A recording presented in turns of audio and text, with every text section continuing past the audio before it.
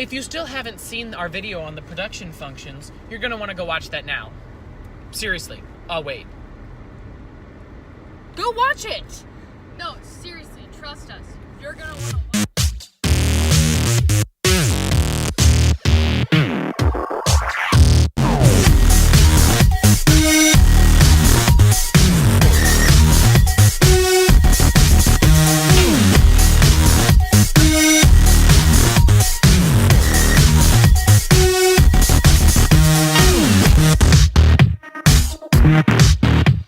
Remember the Von Trapp School for Singing Children?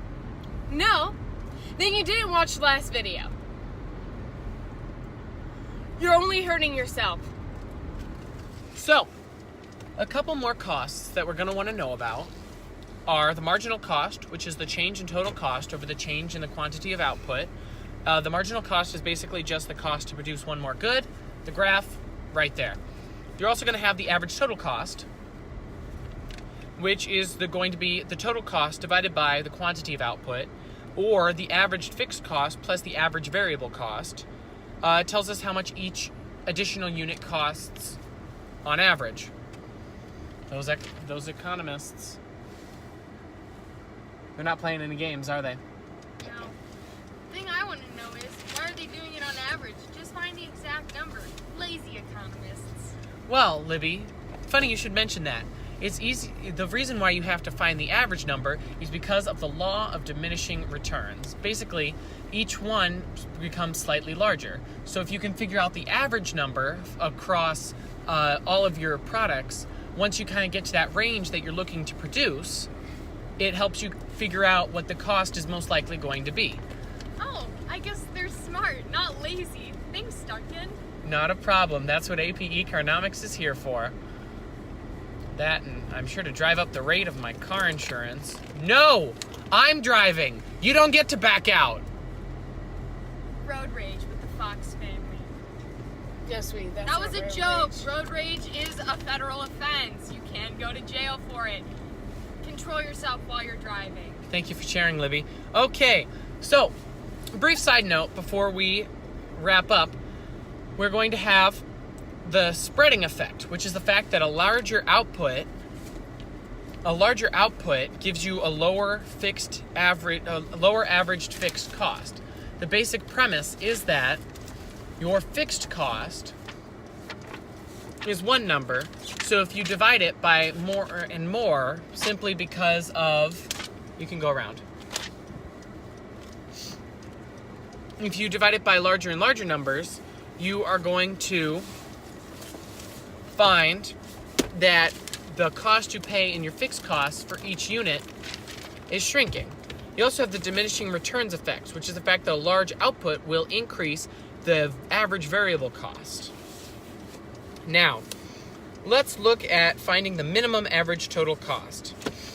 It's this U-shaped curve right here. The bottom of the U is going to be the minimum level of the average total cost. Basically, the quantity of output that corresponds to this value is the minimum cost output. That the minimum cost output, the average total cost, is equal to the marginal cost. At output less than the minimum cost, the marginal cost is less than the average total cost, and the average total cost is falling.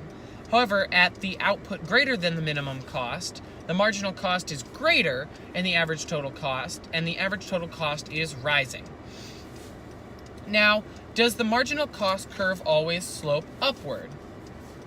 Yes, because of the law of diminishing returns, the curve always increases because you'll start to have to pay more for each additional input you put in.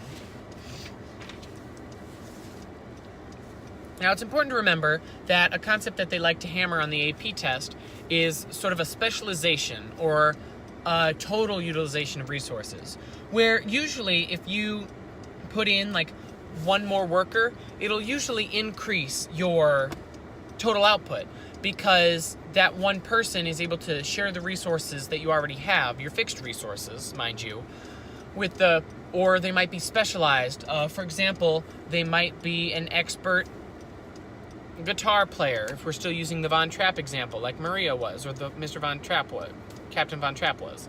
So you get that specialization, which helps you better utilize the fixed resources you already have. However, at a certain point, let's say if you had Maria, the captain, and all 7 children teaching lessons, but only had 3 rooms to teach lessons in, your output starts to decrease as all 9 of them start fighting to use those 3 rooms, which you'll remember is your fixed resource. So usually your first or second one will increase your total output, but after that, your total output will start to go down. Now, a couple more definitions you're going to want to know is your average product, which is the input. It's the total product divided by the quantity of the input, and the average product curve basically just graphs that. So, thank you very much for joining the Foxes on AP Economics. Bye. Drive with you later.